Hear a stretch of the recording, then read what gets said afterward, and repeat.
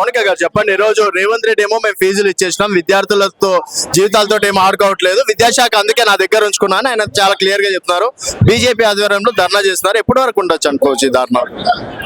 బకాయిలు చెల్లించట్లేదు అని అక్కడ కాలేజ్ మేనేజ్మెంట్స్ అంటుంటే రేవంత్ రెడ్డి అట్లా కాకుండా ఇంకెట్లా మాట్లాడతాడు?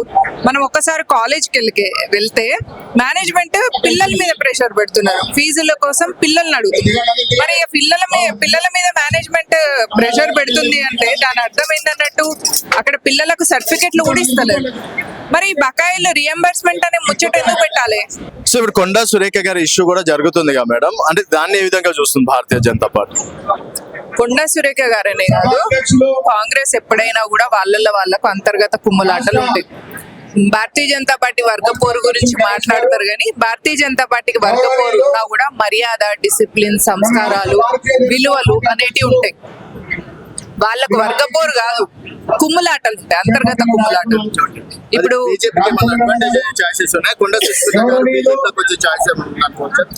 ఎవరు పార్టీలోకి వస్తారు ఎవరు రారు అనేది సంస్థాగతమైన విషయం. అది ఆ ప్రాంత సమీకరణాలను బట్టి ఉంటాయి, దాని గురించి నేను చెప్పలేను. కానీ ఒక పార్టీకి ముఖ్యమంత్రి ఉన్నప్పుడు ఆ ముఖ్యమంత్రికి విలువ ఇవ్వాల్సిన బాధ్యత పార్టీలో ప్రతి ఒక్కరికి. అది కాంగ్రెస్ కు ఉండదు, బీజేపీకి ఉంటది. మేము ఇచ్చిన 6 గ్యారెంటీలలో మాకు చేత కాదు అని చెప్పాలి. కానీ రేవంత్ రెడ్డికి రాష్ట్రంలో బేసిక్ ఫెసిలిటీస్ ఇయ్య చేత కాదు, కానీ వేరే కంట్రీ పోయాట అక్కడ యూనివర్సిటీస్ తో వచ్చి ఇక్కడ ఆ ఫండ్స్ తీసుకొచ్చి ఇక్కడ పెడతారు.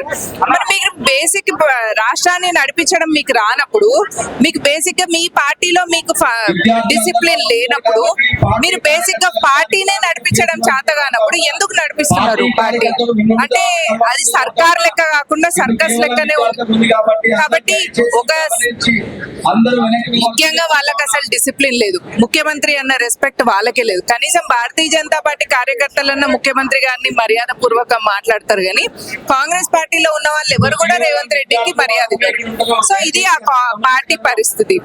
దురదృష్టం ఏమైందంటే మన పరిస్థితి పెనం మించెలు పొయ్యిలో పడ్డట్టయింది. కంపెనీలలో కూడా మత మార్పిడిలు అవి జరుగుతున్నాయి మేడం. ఆయన హిందూ మతం మీద చాలా వరకు కామెంట్స్ చేస్తున్నారు, ఏ విధంగా చూస్తారు దాన్ని? రీసెంట్ గా సాదిక్ అనే వల్ల ఒక కుటుంబమే ఆత్మహత్య చేసుకున్నటువంటి పరిస్థితి.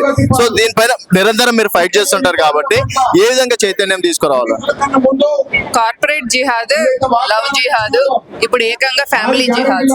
అంటే కార్పొరేట్ జిహాద్ లో ఒక అమ్మాయి ఉసురు పోసుకోవడం, లవ్ జిహాద్ పేరు మీద ఒక అమ్మాయి జీవితాన్ని బలియడం. ఇప్పుడు ఇది ఫ్యామిలీ జిహాద్, మొత్తం ఫ్యామిలీనే లేపేయడం. అంటే ఒక్కొక్కరిని లేపేస్తే ఎక్కువ టైం పడుతుంది కాబట్టి ఫ్యామిలీని లేపేయడానికి వచ్చిన జిహాద్ ఇది. సో హిందూ కుటుంబాలు, హిందూ సంస్థలు, హిందువుల కోసం నిలబడతా అని చెప్పే ఎన్డీఏ పార్టీలు అన్ని కూడా ఆలోచించాల్సిన అవసరం. అవునండి, నేను యాక్చువల్లీ ప్రతి జిల్లాకి ఒక కమిటీలు ఇద్దామని చూస్తున్నాను.